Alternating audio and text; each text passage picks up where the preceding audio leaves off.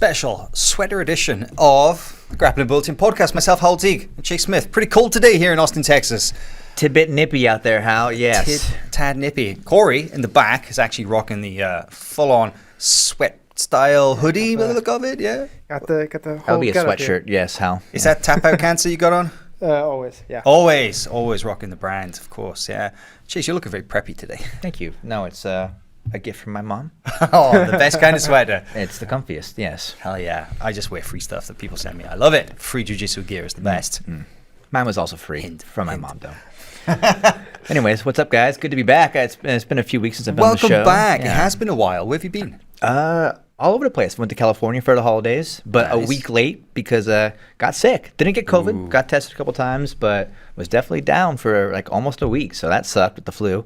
It's just a post-Worlds come down, really, wasn't it? Yeah, I guess so. I mean, it was crazy because it happened right after Worlds, and so I just sort of like had this fever dream, and it's like, oh, Did it actually did that happen? just happen? But Did Marigali really flip somebody off? yeah, exactly. It was very strange, but it's good to be back, and now I feel like we're just right on the verge of a momentous year, right? We have WNO in a few weeks. You've come back at a good time because Yeah. 2022 is fully underway. We are really in the swing of things here. And man, it is all systems go.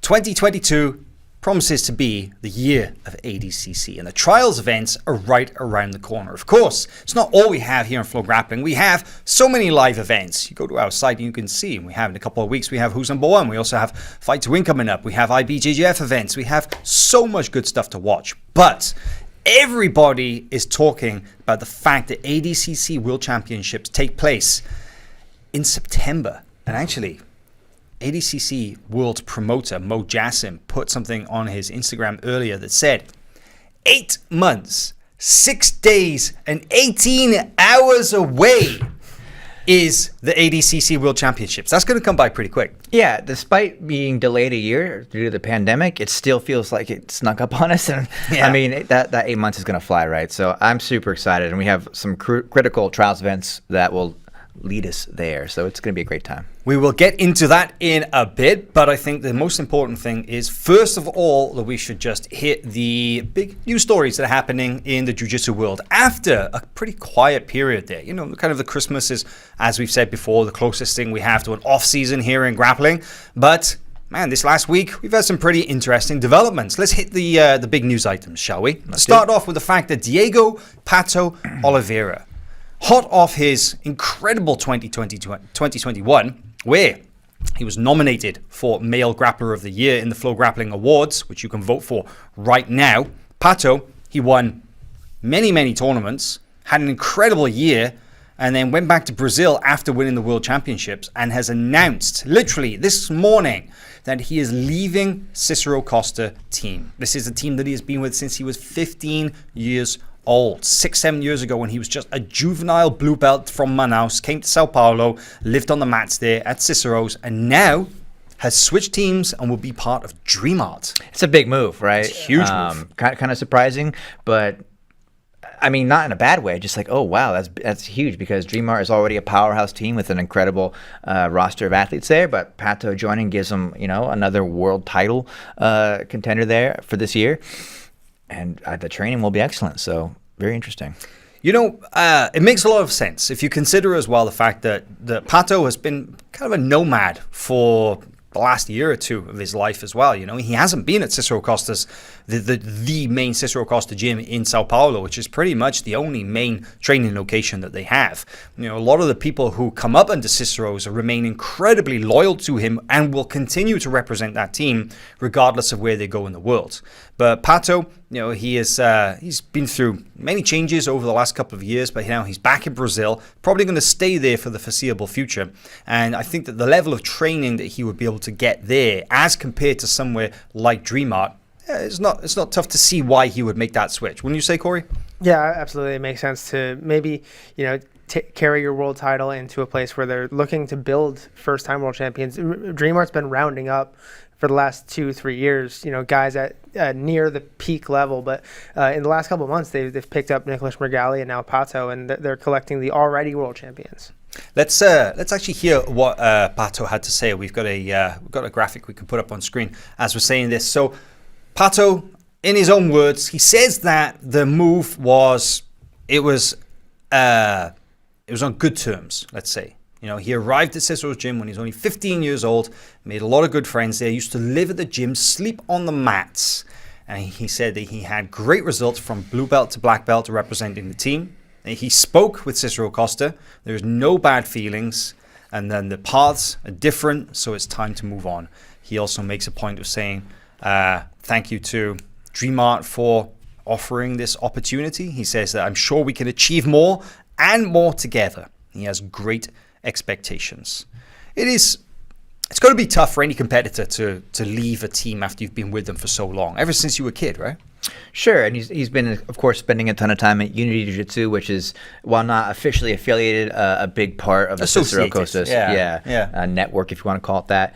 So it's a big move, but I'm glad to see it's on good terms, and hopefully it's the right path for Pato. Get some excellent training, some great support from the DreamArt group, and yeah, it's a big signal for things to come. Yeah, just before we wrap up, just remind you, of course, that Pato, like I said, nominated for 2021 Grappler of the Year, and as a result, of just the incredible tournaments that he was able to win.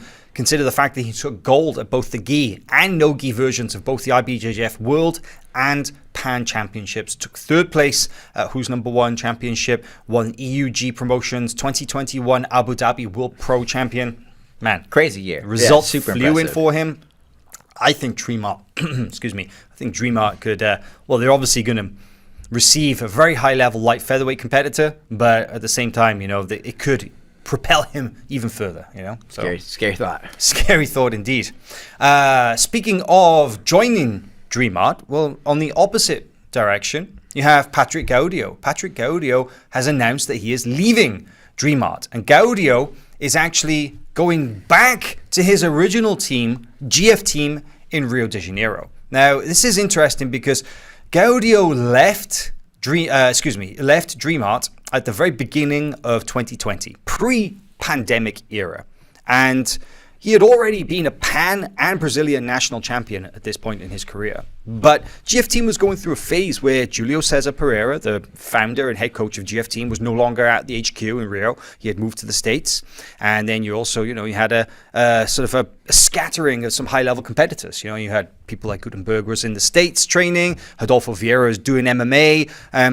Bunch of other people. Jamie Canuto was already up in the States as well, I think, at that point. Other people had moved to Abu Dhabi. So there was a sudden lack of high-level talent for Gaudio. And he explained to me at the time that he was able to leave the team under good terms, as Julio Cesar even recognized it and gave him his blessing and said, no problem, kid. You want to go to Sao Paulo, train with DreamArt, fine by me.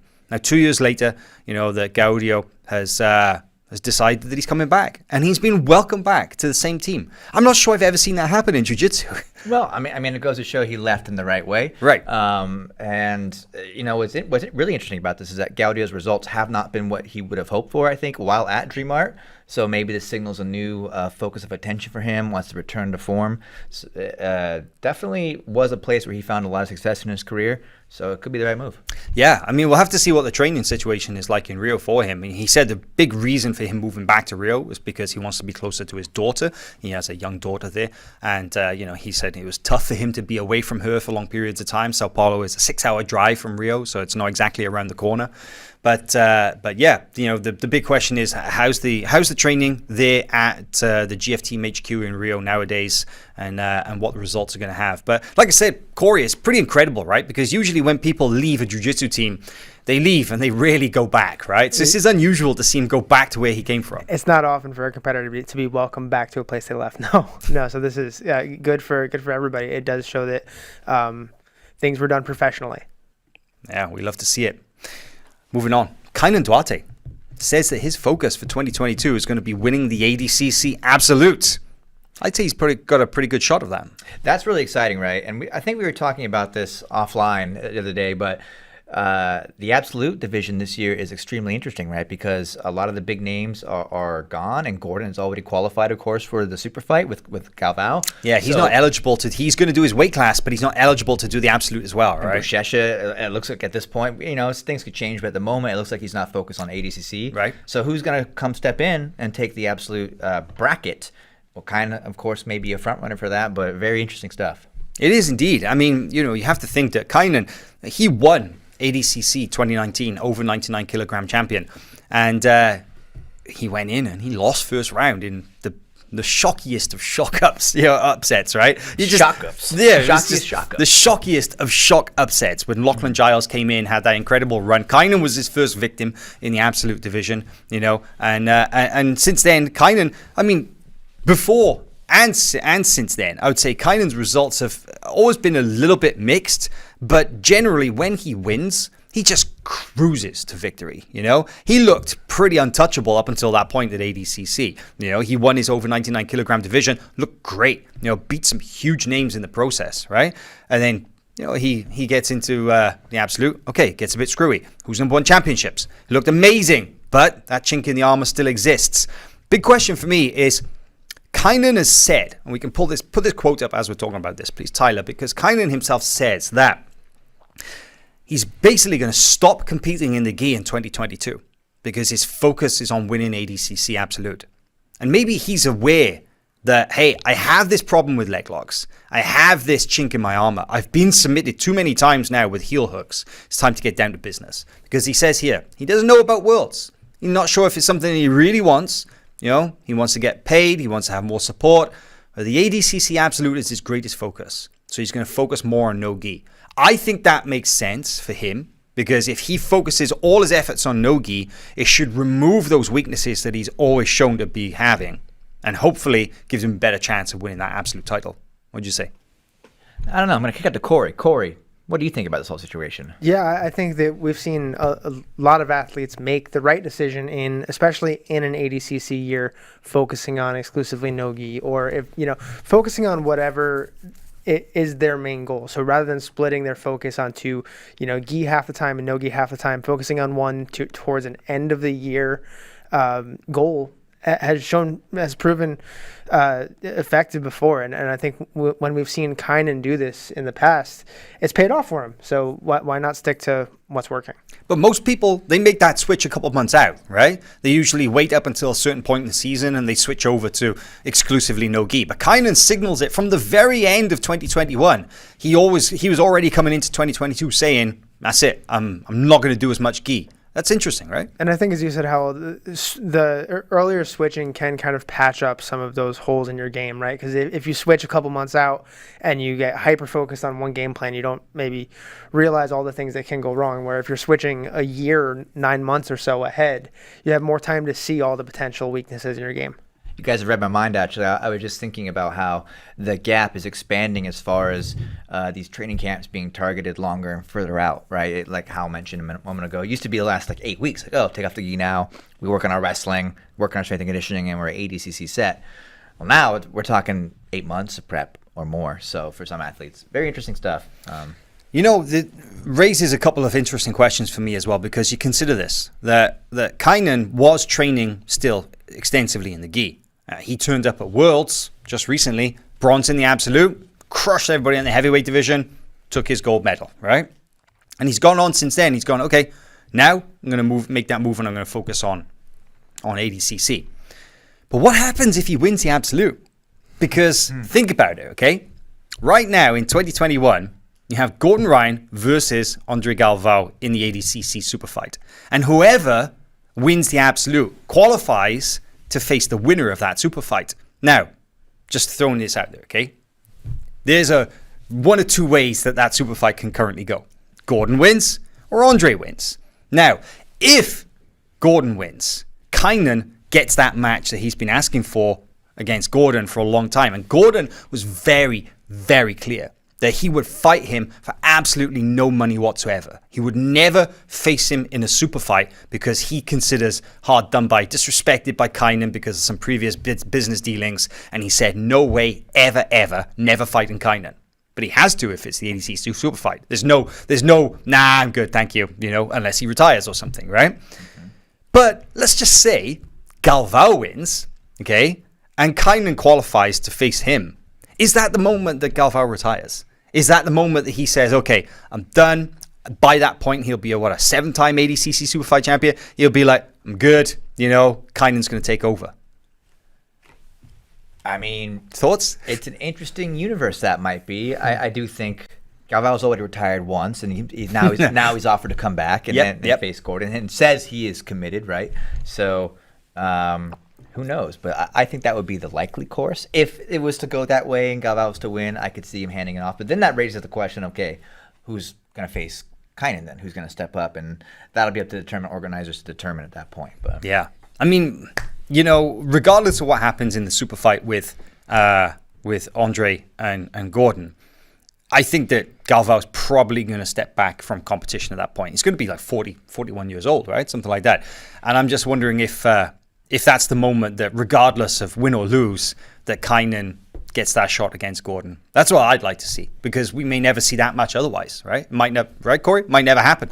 Yeah. I mean, that's a match that we've been told time and time again won't happen. So give it to us. In the only way that we can see it, that it's kind of compelled for both athletes. Yes, it does. I know the fans in the YouTube live chat are hot on Kaynan, and they're excited to see him at ADCC. However, at the same time, there's some questions about how he's been mixing things up with the gi. And yep, that's correct. He did lose to Muragali in the absolute division, but he did win his division, pretty much cruised through there. So I don't know. I always felt like Kaynan can do gi or no gi. It's never really been a problem. 2017, he qualified for ADCC as a freaking purple belt. As a teenager, went there and beat Pablo Popovich first round in his in the ADCC 2017. Lost second round, came back in 2019, 2 years later, looked completely different and won the whole thing. So who knows what Kaynan can do in 2022? This is a phenomenal athlete that we're used to seeing, and he knows how to take his game to the next level when it really counts. So let's see.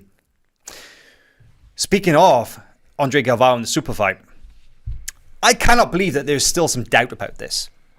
We have said time and time again, Galvao is 100% in for the ADCC super fight. How many times do we need to say it? He said it in his own words, and he still gets the question. Just last week, somebody on his Instagram live asked him, hey, Andre, are you going to do the ADCC super fight? Man, yes, here's his answer. Put it up. It says 100%. They will be there. All of the Atos team will be there. I'm not sure every single person, but they're definitely going to take a squad. He'll be there fighting in the super fight ADCC 2022 in September, regardless of who it is, whether Gordon's stomach troubles are fixed and he's able to make it, or they have to find a replacement. Either way, Andre said that he will be there. So, yes, Galvao is definitely in for ADCC. Do you think that's clear enough? I think you couldn't be more emphatic, Hal. It's exciting news, though, right? I feel like when it's 2 years out and then it became 3 years, like, oh man, what's going to really happen here? But now that we're less than 10 months away, 8 months away, it's like I said, it's not that far. It's really not. Their camps are going to start being designed, if they're not already set and implemented, like in a few weeks. So it's going to become crystal clear and really, really, I think, concrete for all of us as we start seeing the media start trickling in with the wrestling practices, the strength and conditioning. It's one of my favorite things is watching these guys build up towards ADCC. There's always just a pretty radical transformation. So it should be pretty interesting times ahead. And we know from the past few years that we've actually covered ADCC, that I've covered ADCC 2017 and then 2019, that no one or very few outwork Andre Galvao. That dude is literally training from 5 a.m., teaching classes, training again. He flips a switch, right? He's doing 10-hour days for like weeks. It's crazy. It is absolutely crazy. It is insane. Yeah. It's incredible, actually, to show sort of what level these guys can focus their efforts when it comes to ADCC, because Galvao just turns into an absolute machine in the lead up to that competition. Like, we're talking like a 3-month training camp, just hard work every single day. There's such a difference from people who are competing in little super fights and events in the lead up to it. Galvao's like in the gym every day leading up to that. It's really, really impressive. But let's see if that strategy will continue here in 2022. Moving on. Fight to Win had an event last week, and Sam Nagai of Checkmat was able to score the submission in the main event. First main event of 2022. Yeah, and man, what a way to cap things off, right? One of the sickest sequences I've seen in a long time. Roll us so we have a clip here, Tyler, where Nagai just puts a pace on his opponent with just, back and forth passing Toriandos as a knee cut attempts. And to his credit, Moraes did a nice job of at least defending for quite some time against Nagai's pressure. He's able to kind of regard one more time, but man, Nagai just does not stop. He's pouring it on, huh? Of course, it leads to the match-ending submission here. But Corey, what do you think of Sam Nagai? What do you like about his game? Sam Nagai's game is just so relentless. Whether he's on the bottom or whether he's passing, he does not stop until he gets what he wants. It reminds me of his work at Pans back in 2020. Just every match he had, he was on fire. He was a workhorse, and he does not stop until he gets a submission like this. Yeah, man, I love that passing style, that blitz passing, just going side to side, non-stop. Did you see the way, play that clip again if you would, please, Tyler, because there was a beautiful sequence with the Toriander there a few seconds in, and he hits the Toriander kind of in one direction. Here it is. He kind of starts going out, and watch as he kind of throws the legs all the way by. Right there. There it is. Man, nice. I love that. He starts, it's like a fake sort of setup, right? He kind of dummies it. It's like, yeah, I'm going to walk around this way, and then just whoosh, throws the legs all the way through. That's awesome. Thank you for playing that, because that's the kind of stuff I geek out on. I love watching that high octane dynamic guard passing like that. It's so good to watch. But I could watch this clip all day. And really for me, it's about the way he closes distance, right? He has sort of almost an outside passing style, but then right when he gets his angle, he's instantly all over the pass and on the back. Man, he's on the choke like in seconds as well, right? He gets a hand in the neck and he gets the finish very, very quickly as well. There's not a lot of like fighting for position on that. So amazing win there from Sam Nagai. Check him out in the main event, Fight to Win. More Fight to Win coming up this weekend. To talk about in a second. The last piece of breaking news is that today they announced that Rafael Mendes has been added to the ADCC Hall of Fame. Youngest ADCC champion in history. That is incredible, huh? How old was he? 19 when he won it? I want to say he's 19. He's a two-time champ, right? I think he won it back-to-back events, 2009 and 11 there. And, I mean, now they're targeting their young student. Kolobate is potentially taking that title of the youngest ever champ. So I'd love to see that. But, very deserving Hall of Fame announcement for Rafa Mendes. Man, Rafa Mendes made his ADCC debut in 2009 and submitted everybody all the way up into the finals, where he would face the legendary Cobrinha, youngest champion in ADCC history, winning gold at only 19 years of age. Also had over a 54% submission rate in ADCC matches. Wow. Yeah, another great addition to the ADCC Hall of Fame. Those names keep flying in, right? Like, any idea how many we're up to now? It's got to be at least 7 or 8, huh? Guessing 7 or 8, but yeah, it's I can think of a dozen more names that could be added between now and September, right? I think that's going to happen, right? Because these guys want to be on that list if they've got similar credentials. So we'll see. Many, many more worthy candidates to come, I'm sure. Let's move on, shall we, and talk a little bit about the ADCC trials, because ADCC, as we said, the World Championships is coming up in end of September here in Las Vegas, but since, between now and then, we have all of the international qualifying events, the trials, right? Why are the trials so important in ADCC? Well, I mean, it's maybe one of the defining elements of the event, right? You have to earn your spot.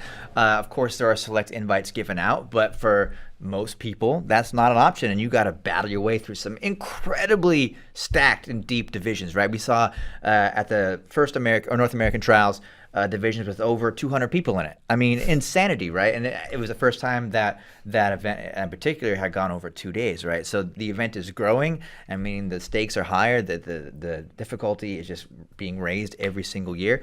So a trials winner is an absolute monster, right? So that's why it's exciting, is that these are now maybe the person to keep an eye on, right? They may not be the favorite because they're not a returning champion or something of that nature, but they're still surging at this point. You got to pay attention to them, right? You can't sleep on a trials winner, and it's not to say that all trials winners will go on to enjoy success at ADCC, of course. That's a whole nother level. You say that trials are tough, but wait till you get to ADCC, right? But that said, the trials winners sometimes come through and they can do really special things. And I like this, that Corey, you did an article, basically the big things that we need to be aware of as we head into ADCC 2022. And one of them was that statistically, the athletes who win the South American trials are some of the best out there, full stop. Right. The South American winners have spent the most time on the ADCC podium. So of all of the trials winners who've gone on to reach the ADCC podium and get a gold, silver, bronze at ADCC, most of them by a whopping majority have been from South America and specifically Brazil. And speaking of Brazil, I think they've won every trials. Brazil. I don't think there's any other South American country. It's true. The first ADCC trials to take place in Brazil coming up February 5th, Balneario Camboriú. And then the week later, February 12th, Sao Paulo, the South American trials in Brazil, back-to-back weekends. Then in March, we have still kind of tentatively scheduled, but we're hopeful that they're going to go ahead, the ADCC Asia and Oceania. Is that how you say it? Oceania? I don't know if it's I'll allow it. Yep. Trials in Sydney, Australia. That's on March the 6th. North American trials, aka West Coast trials, in Las Vegas on April 2nd. Second European trials in Moldova, May 7th. And then further Asia trials in late May in Singapore. So those are the dates and locations that we know of for the trials events over the next couple of months. Hopeful that all of those will go ahead. But registration is open for them. You know, for anybody in Brazil who wants to sign up, do it now. Anybody who wants to sign up for the West Coast trials, should do so now for those trials in Las Vegas. But let's talk a little bit about the trials winners who went on to become champions. Because we mentioned there about how historically the Brazilian trials winners especially have gone on to do very good things, you know, to hit the podium, not just hit the podium, but to hit the top of the podium in the same year that they actually won gold. That is incredible. Let's list off some of these names. Corey, break it down for us. Yeah. Who are the people who did that? So there's only 7 of them in history. I think maybe a huge one here is Roger Gracie. He's the only one who's done it, who did his weight class and the absolute the same year he won trials. But we also have guys like Mario Sperry, Rafa Mendes, who we just talked about, Dean Lissard, the only North American to do so, Davi Ramos, and Michelle Nicolini, Claudio Colasanz. Wow, that's a pretty powerful lineup right there, huh? And only Dean Lister is the only non-Brazilian to win trials and win the ADCC Worlds in the same year, correct? Correct. Wow. That's some wild stuff. I mean, there's also some crazy names there too, like Andre Galvao is a guy who won trials at one point. Yeah, throw that graphic up, please, for us, Tyler. We've actually got a picture of just some of the ADCC trials winners who went on to later win ADCC. Some of them in the same year, some of them not. Davi Ramos, 2015, he qualified and then would go on to win gold. Felipe Pena qualified in 2015, took silver, and then came back in 2017 to win gold in the absolute. Kaynan Duarte qualified in 2017, and then came back in 2019 to win gold. Claudio Colasanz actually qualified 3 times, I want to say, right? That's pretty wild, yeah. Then he won trials in like 2011, 2013, and 2015. Finally won absolute gold in 2015. So just goes to show, man, that winning the trials is not a one and done. You need to keep going back. You need to keep doing it. But, you know, play this. We have 2 highlight videos of some guys who won ADCC trials in Brazil. First one is Davi Ramos. Let's play the clip if you would, please. Tyler. Look at this, man. I was there for this. This was way back in the day. Classic BJJ hacks video there. We're bringing it back old school. But Davi, man, he came out. And of course, we know who Davi Ramos is because he'd been a high-level jiu-jitsu black belt competitor for years at this point. But he had made a switch to MMA for a while. And then he decided, you know, he broke his hand in an MMA fight and he came back to do some grappling. And he freaking murdered people, man. He came through this trials event like a buzzsaw. Absolutely destroyed everybody in that 77 kilogram division. It was so impressive to watch. And man, Davi, for me, if he comes back with this same kind of fire here in 2022, because he's already confirmed to be in for the 2022 World Championships, man, it's going to be so fun to watch. Yeah, the intensity he brings to his matches is unparalleled when he's on, at least. And yeah, his run at the World Championships that year was also freaking crazy. You know, submitting Lucas Lepre in the final with a flying armbar attack, right, was pretty much... To call unexpected would be a bit of an understatement. So amazing skill set there. And he's still at the top. He's still doing his thing. It's amazing. Yeah. Oh, man, I'm excited to see him back. The next trials winner that we have from that very same event was Felipe Pena. Felipe Pena, he actually qualified by winning the 88 kilogram division at the time. An interesting story about why he never competed at 88 kilos at ADCC. Because that same year, 2015, Romulo was in the 88 kilogram division. And I asked Felipe, I'm like, man, but you won trials at 88. And he's like, yeah, but Romulo's there. I'm going to go up to 99. And he took a silver medal, against Rodolfo Vieira, and then came back, the next year, in 2017, and he won the absolute division. So, Felipe was phenomenal. But this trials event, man, he looked so good. He was just so smooth. And that's Felipe's jiu-jitsu all over, right, Corey? Yeah, he's just, they call him Preguiça for a reason, right? He does the maybe minimal effort required in order to do beautiful jiu-jitsu like this. So efficient. Efficient is the word that comes to mind, right? Yeah. I love it. Yeah, it kind of does look a little bit slow and lazy at times, but it's just so precise. It's just so good. Interesting little fact as well. Believe it or not, the person that he ended up facing in the finals was a purple belt, Isaac Bayens. Trials, you mean? Yeah, in the finals of trials. He actually had to beat Victor Estima right here. This is Victor on bottom. He managed to pass Victor's guard. Victor, of course, Braulio Estima's brother, and he fought him in the semifinals. Man, it was that was a powerful trials event right here. This is the match against Bayens, who incidentally has said that he is 100% competing at the trials in a couple of weeks. Oh man, he's like a missile for the back, so clean. Yeah, I think this was before Felipe Pena was really like a huge name in Nogi, right? Mm-hmm. I think he'd already competed in the IBJJF World Nogi Championships when people knew who he was, but man, this was Nogi Felipe. This was the ADCC Felipe. This was the guy who would go on to become a legend in the sport. So that's pretty cool, huh? Man, yeah. Very, very exciting times for him as well, considering he announced he's looking at MMA, that he's kind of done with the gi, at least at the world's level. Maybe we'll see him pop up somewhere else. But, of course, targeting ADCC very heavily. So, yeah, I'm looking forward to what he has in store for us. Me too. And speaking of looking forward to things, we mentioned it before, but these trials in Brazil are going to be special for various reasons. One of is that the ADCC 2022 World Championships promoter, Mo Jassim, is going to sponsor a bunch of athletes to actually go and compete at the South American trials. I think this is a really cool move. This is really, really cool because Mo is aware of the financial difficulties that many Brazilian athletes face, and it's not easy to bounce around the place and compete in all these different events and stuff, right? So he's going to step up and he's going to help some out. I want to read out the names we got here, Corey. We got some powerful ones. Take a look at this list. Go for it, Hal. I'll kick us off here. Yes, go ahead. All right, so you got Mika Galvao, Fabricio Andre, Ruan Alvarenga, Henrique Sacconi, Pedro Machado, Roosevelt Souza, I don't know how to say this correct. Salamao Ribeiro, Julia Alves, and Servio Tulio. Man. So some powerful names there. Of course, everyone is really, really citing Mika Galvao as the potential trials winner. A lot of hype behind him for many years now, even as a juvenile. Of course, you've seen him quite a bit on our platform in the last year. People are already kind of thinking that he's going to win this. Yeah, right? they consider it to be a lock. Let's see. Trials are tough. I really like Fabricio Andre as an athlete. He's so exciting, so dynamic.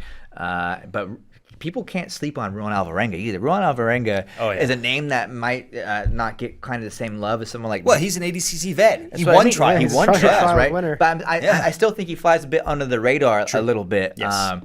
But he had, if you remember, that incredible match with Kennedy. Kennedy ended up winning that, but it was still absolutely crazy, right? Really pushed Kennedy to the limit there. And interesting that Ruan is not the only ADCC veteran on this list. There are actually 3 in total. Ruan Alvarenga, he competed at 2019 under 66. Salomão Ribeiro competed in 2017 in Finland at under 88.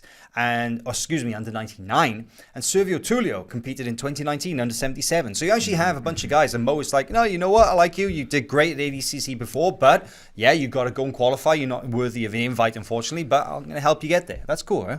It's great. I mean, Mo has really dedicated a lot of his personal time and, of course, finances to get this thing done. There's some interesting names here, though. There's interesting names like Pedro Machado. Like, I didn't expect to see that one on there. Pedro, of course, took double gold, brown belt world champion, right? The Worlds, IBJJF Worlds, just a couple of weeks ago. Just got his black belt. But I'm like, Pedro Machado, Nogi, ADCC trials? That's kind of cool, huh? It's fantastic. I mean, right now, the rest of the divisions are mystery. We don't know quite the registration. So having these really mostly elite level athletes, I mean, all of them are incredible. well, that's spicy already. And now it's just like, okay, who's going to stand in front of these athletes? So, and we can kind of guess what weight division some of these guys will do, right? Obviously, Roosevelt Souza, he's going to be in the big boy division. He's going to be over 99. He's a very big boy. I imagine Julia Alves will be in the under 60 kilo category. Man, she is incredibly powerful for her size, though. She's a very physical athlete. GF team representative, correct? She's GF team, yeah. GF team, yeah, thank you. Ciccone, Henrique Ciccone, I think he'll probably do under 88. He's not that big, but he's not small either. So, yeah, it's, man, this is going to be interesting. Still not sure, though, which division Galvao will do. I think Mika Galvao will probably do under 77 at ADCC. He would be relatively small, let's say, at 88, I think. Right. He could pull it off, I think. Oh, yeah. But, 77 seems to be where his frame would fit. If you're being more traditional. But who knows? Maybe he values the speed he could bring to 88. So yeah, he's certainly powerful enough to hang. So yeah, and there are a couple of names just associated with trials as well that we heard of, as potentially being part of the event. Like I said, Isaac Bayens has made no secret about the fact that he is 100% in for trials. He said he's definitely going to be there. But we had some hints as well, didn't we? That Kaynan Duarte was kind of been dropping some hints that he's thinking about doing ADCC trials. Yeah, and not the most subtle, right? I mean, he basically made a post on Instagram saying, I'm targeting the biggest no-gi event in the world, and well, this year that's going to be ADCC. Of course, he'll need to go to the trials in order to do that. Of course. And the thing is, it's only like about 60 miles away from his hometown. Like it's literally on his doorstep. Like he could go back to see his parents and probably drive there and compete and come back in the same day. So I think it's pretty much a given at this point. We'll see Kaynan at ADCC trials, but he's been training, of course, not only under the tutelage of Guy Mendes, but with trials winner Colabate. That's who he was pictured with in that post where he announced maybe his intentions there. So. Good point. Well, I'd love to see that. So speaking of ADCC. It's pretty much, pretty much out there now as to what we can expect over the next couple of months, all the trials events and the worlds and stuff. We'll have more to talk about as we get closer to those trials events. Of course, we will be going down, but let's switch gears because we have another big no-gi event coming up very soon. Who's number one? Craig Jones versus Pedro Marinho. January 21st, Dallas, Texas. You'll watch it live only here on FloGrappling, Friday, January 21st. What do you think about this event, Chase? Oh, man, I'm so excited WNO's back, right? It's been a little bit now, and everyone is thinking about what's next for the event, right? And so couldn't be happier to have Craig Jones headlining against Pedro Marinho. Pedro is someone we've been trying to get on for a little while. Didn't quite work out in October, but he's back, and he's taking on, a formidable opponent in Craig Jones. But you guys cannot count out Pedro Marinho. He's such a physical athlete, afraid of nobody. He's going to bring the heat. Right, 100%. I actually, I was at the gym yesterday. Pumping iron, that's how I keep my awesome physique. Yep. Mm-hmm. And I was in the Gold's gym, which is literally next door to B Team. All right, I was just there. I get a cheap membership, it's like $20 a month. It's great. It's perfect, right? No one's judging you. Yeah, go on. Yeah, I go there. Train at Gold's, good old fashioned meathead gym. I'm doing my kettlebells, doing my lifts and stuff. I realize Isaac Mitchell walks past. I'm like, hey, what's up, Isaac? And then Ethan walks past. Ethan Crowdenstead. Hey, what's up, guys? Chatting to them for a bit. Of course, how are you? What you've been up to, etc. What were they doing? What were they working out on? Ethan was on the Thigh Master. Nice. Solid. Working those functional muscles. But, the conversation, of course, comes to what's coming up and stuff. And, Craig versus Pedro. And Isaac was like, man, Pedro's, he's pretty tough, huh? He did really good at, IBJJF World No-Gi. And I'm like, yeah, he did. That's double gold. In his rookie year as a black belt, he won double gold World No-Gi Championships, beating veterans such as Roberto Cyborg and Wagner Hoscher in those two in the weight class and absolute division finals. Man, that is no easy task, but it shouldn't be a secret at this point how good Pedro Marinho is, because he's been a high-level no-gi competitor since he was a purple belt. When he qualified to compete in the Kasai tournament way back in early 2019. Don't forget, of course, that he was a late replacement and he went to ADCC 2019 as an alternate. And since then, he's shown us with his results that he is an incredibly dangerous, explosive, athletic, and intelligent competitor. And my favorite thing about him is he's a finisher. He is a headhunter. Oh, yeah. I mean, he's devastating. Actually, we have a clip here of Craig talking about, what he thinks of Pedro and what we could expect from this match. Let's go ahead and run that here.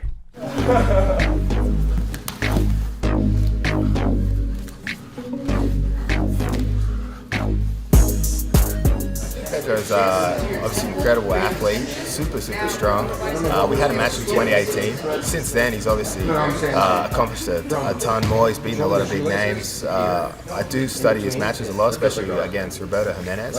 So I'm interested to see what approach he comes out for this match. Some of the guys like Roberto, he comes after him, tries to kill him and submit him. Some guys, he tries to play more strategic positional battle.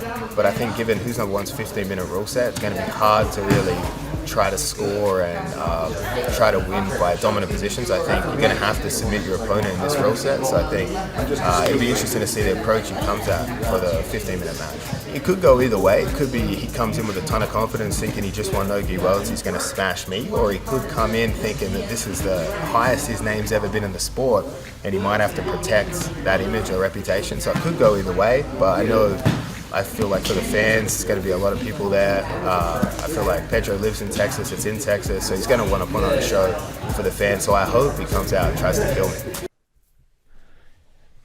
I think that's an interesting point that Craig makes that I don't really consider is Pedro concerned about things like legacy and playing a smart match as opposed to going out there and just trying to thrill the fans and go crazy? I think Pedro's just going to go ham. Yeah. I've never seen him really do much else, but no. I think he's going to go out there and make a statement. I think he's going to want to try and take Craig out, I think that too many people go out and they play a very respectful, cautious game against Craig, and that usually plays in Craig's favor. Right, we see Pedro up here now doing that's something not his style, right? No, he's no. not respectful and cautious. He's like, go forward, go hard. And man, he just tosses people around. And look at that. This is the way he goes from foot sweep to choke immediately. He has one of the most powerful guillotines in the game today. And I does. really think where this will be interesting in the match is the wrestling up scenario. Craig is known to wrestle up a little bit, and Pedro... Can he out-wrestle Pedro? Would be... Well, no. Can Pedro catch that neck? Oh, Pedro yeah. is very happy if Craig starts trying to wrestle up. And he'll be slamming on that guillotine now. Well, like I was saying as well, the thing is with Craig is, when people are cautious against him, Craig can get his game going. But it's usually guys who disrespect Craig's jiu-jitsu and just think purely about their own game and put it on him. Those are the guys who do best. We even saw that recently in the Fury grappling event, right, Corey? When he went up against a UFC fighter, whose name escapes me right now, begins with an S. But he went out there and the guy was just like, nah, screw you, Craig Jones. Just like bullied him around on the mat, and Craig couldn't get a submission. And that's Craig's game, right? Yeah, I think Craig's reputation can definitely make him a little bit intimidating. But Pedro's best path might be, Pedro doesn't like, one thing he's very good at is getting on people's necks. But another thing he's very good at is getting inside of people's heads. And if he can keep a chippy match and a high pace against Craig, I think he's got to stick to what got him there. And what got him there is chippy wrestling and kind of an agitating style capitalized with very heavy, very dangerous chin straps.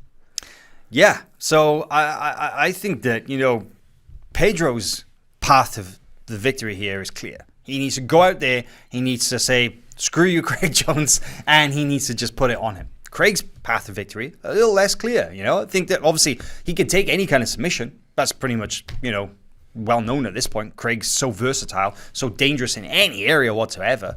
It's not a given that he's going to win by leg lock. He could win with anything, but he's going to have to be mindful about how he approaches Pedro as an opponent, because Pedro poses a lot of problems. Yeah, I think it's a game of distance management, right? Pedro will be looking to probably kind of stay a little bit away from Craig until it's time to really close the distance rapidly and snatch on something, right? There's really explosive movements, and can Craig tie up Pedro right in a meaningful way? So, of course, that's not the only match. We have a solid card in store for the fans. That'll be our main event. But what else we got? I was getting to that. Our co-main features Ty Ruotolo and Levi Jones-Leary for the welterweight title, 170 pounds. That is an intriguing matchup, my friend. What do you think of that? Oh, dude, I'm so excited. I mean, to be honest, all of these matches are really, really good. Bring the graphic up, please, if you would. Thank you very much, Tyler, because this one right here it's going to be unorthodox. You're going to see some weird jiu-jitsu in this one, because Ty Ruotolo is one of those guys that he loves the chaos. He's like, just his jiu-jitsu is very systematic and it's very intelligent, but looking at it from the outside in, it's just a flurry of limbs and a furious pace, and it's just, man, it looks crazy. There's method to the madness. But Levi's game is not the traditional no-gi game that we've kind of watched evolve and adapt over the last year or so. It's more like a very modern jiu-jitsu game from the gi transferred into the no-gi scene. And the question is, how do those two things match up? I'm just expecting just like a cartoon ball with like limbs flying out and stuff, and just just spinning around on the mat, in the middle of the mat and stuff. I have no idea how it's actually going to play out. What do you think, Corey? It's really, in one way, like a classic matchup, and that it's a very adamant guard passer versus a very adamant guard player. But in another way, it's an entirely unconventional matchup, given that Tai Ruotolo's passing style is like something that very few people can pull off, and Levi's guard is an enigma in itself. It doesn't make a whole lot of sense to a lot of people who don't train with Levi every day. For me, what I like about those matches is that their styles complement each other very well, where Tai is going to be just in Levi's face, really pushing the pace. And I mean, he's been outspoken about half his game plan is to break his opponents, to get them tired to the point where they can't keep up, and then he slams on a sub, but Darce. But that Levi has often suffered some frustrations of people being very cagey and playing on the outside and being unwilling to engage, kicking out, and that's not going to be Tai's game plan.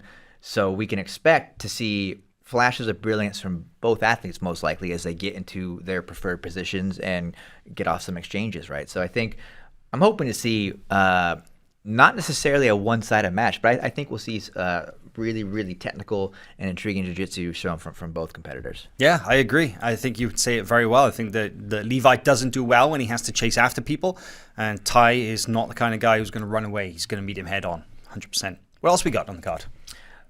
In the third slot, number 3, we've got Nicky Rod. He's back against Elder Cruz. Now, this was one that came out of left field a little bit for me, but is a very exciting matchup, right? Because Elder Cruz from Checkmat is one of the up-and-coming athletes there from that team, and phenomenal performance at trials, right, at Nogi Worlds.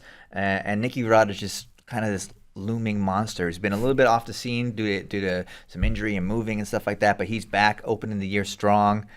I mean, this is going to be two bulls that's going at it. I see a lot of similarities between the two. Their careers followed similar paths, if you think about it, because Rodriguez was a former wrestler who came in and just enjoyed immediate success in jiu-jitsu. Won trials as a blue belt, hit the silver medal, hit the podium at ADCC as a blue belt, got promoted to purple belt on the podium, and just incredible if you think about it. But he came out of nowhere, and in the space of a year, he basically made his mark as an elite level grappler. And since then, is no longer just a wrestler, is a very high-level submission grappler. But Elder Cruz, man, he has been having a ton of success, both gi and no gi. Came up through the ranks with Checkmat under the supervision of Lucas Leitch, and has a very strong wrestling pedigree himself out there in California.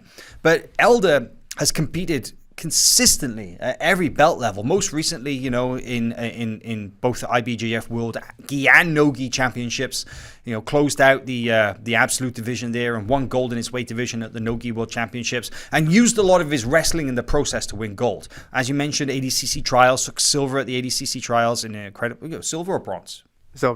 Silver, thank you. Silver at the ADCC trials. He's coming back for a second shot at trials in the West Coast trials. That's exactly what Nicky Rod did. Took silver in his first trials and then came back and won the second one. So I think this is a great opportunity for Elder to make his name, for want of a better term. You know, people know who he is. They don't know who he is compared to Nicky Rod. Everybody knows who Nicky Rod is at this point, you know. I think that this could be Elder's breakout moment. Okay, I like that prediction. I didn't quite think about the trajectory, but yeah, they do have a very similar route here to the top. And I'm not so sure it's going to be a wrestling match, though.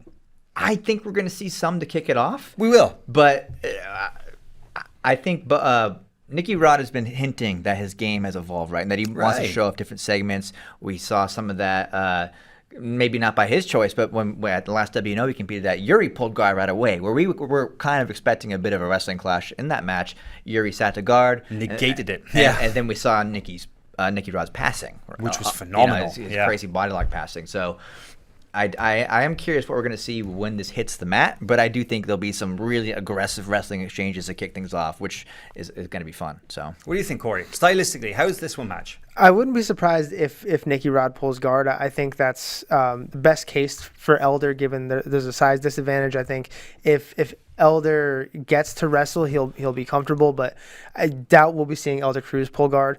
As far as Nicky Rod's guard, I wouldn't be surprised if we see the wrestling start there, right? He's like all of the guys at B Team, he likes to wrestle up. So I think that he may get to his guard and start wrestling from his back. Yeah, maybe. Let's see. Who knows? The game plan is secret for now. Hopefully we'll get a good look at that soon. January 21st, Who's Number One returns. Don't forget, plenty of other matches on that. For the full card, go to FloGrappling and you'll be able to watch it soon. Let's wrap things up. The awards. The FloGrappling Awards are here. Voting is now open. It opened midnight this morning, or last night. And voting is going to be open until midnight on Friday. You can vote for Male Grappler of the Year, Female Grappler of the Year, Breakthrough Grappler of the Year, Match of the Year, and Submission of the Year. We'll play all of those nomination videos at the end of the show. There are 6 nominations per category, a total of 5 categories. We are relying on you, the fans, to get involved, to have your say, and to tell us who you think are the most deserving winners in each of those categories. And there are some good names on these lists. I mean, it's the biggest moments from last year. Of course there would be. But it's so much fun putting these together and watching the clips back, some of them being, from 11 months ago or more. Yeah, so lots happened, right? A lot has happened, but it was a great year for jiu-jitsu. I'm sure you'll recognize more than a few of these moments, matches, submissions, etc. But let's go ahead and run the video and let the fans see who's been nominated for all of our categories. Oh, no, we're playing the videos at the end of the show.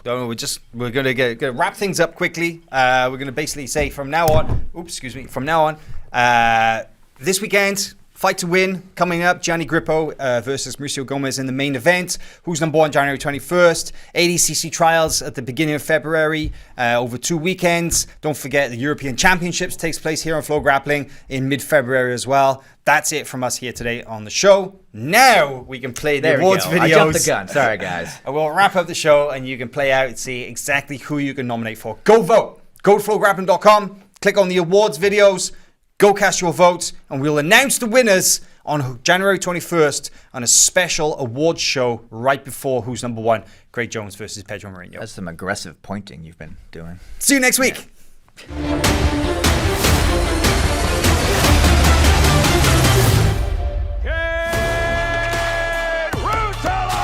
Whoa, jumps on it hard. Captures the 155 strap. Kaynan! And a huge foot sweep into top position there. Oh, he gets the finish. Kaynan Duarte. Galvao.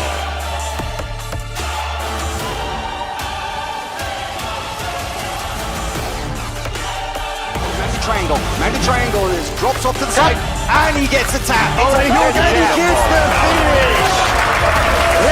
Diego Pato, oh, nice knee bar, big knee bar, huge win for Diego Pato. Going up against Kaynan Duarte, it is his precision technique, his methodical nature.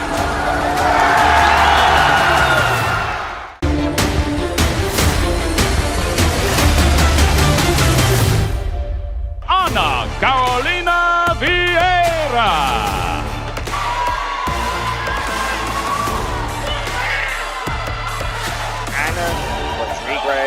And that will be all she wrote. Anna Maria's is your 2021 light featherweight world champion. There it is. Our referees make it official, and Gaz and Sonia is the 2021 super heavyweight women's world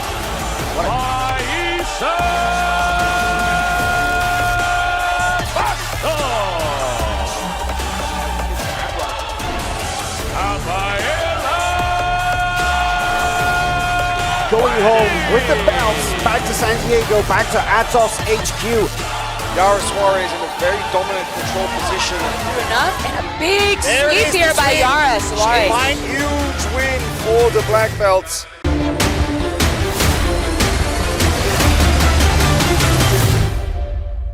Brianna St. Marie. I feel that St. Marie's going to get the finish. Ladies and gentlemen, your winner, Brianna St. Marie. Cole Abate, representing Art of Jiu-Jitsu. Big twist of that heel right there. My name is Elder Alexander Cruz, aka El Monstro. The Hey, hands up for Eric Muniz. Almost again. And again the below. Oh my God. Wow. Galvao.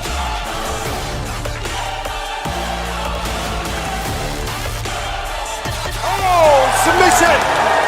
Submission for Jacob Couch. Jacob Couch, the biggest underdog in this division, takes out the favorite.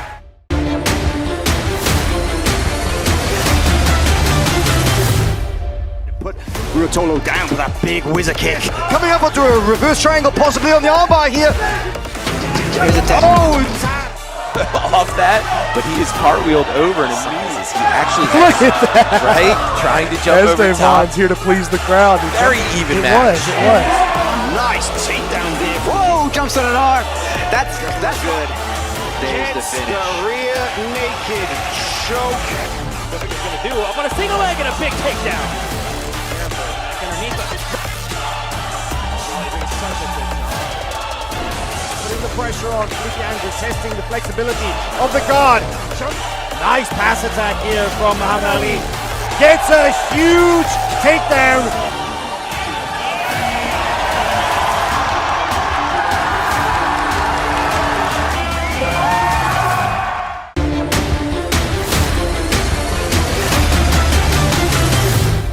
I mean, this is bananas. Here we go. He's trying to get that right arm free, but he can't. Yeah, this looks like it's getting tight. Tap. Beautiful work by Barry Yoshida. I mean, it's an advantage now, a calf crush. Man, you see Trato's face. Look at the pain. Oh, that's a verbal tap right at the end of the match. Oh, this is getting tight. We could see a submission here. This is dangerous. Oh, he's got He gets a submission. Shoulder lock, but she's not careful. That arm's laced through. Now she's got it Gets to twisted. the head. Yep. She's got that twisted. She She's got got it. that tap. Dead planted central. Oh, he's blocking the punch. If he gets this, we can just call the 7. Oh my gosh! Are you kidding me? Let's just give it to someone. Gordon has just placed an envelope on my table with the words "Open me after." There is the finish. It is a triangle.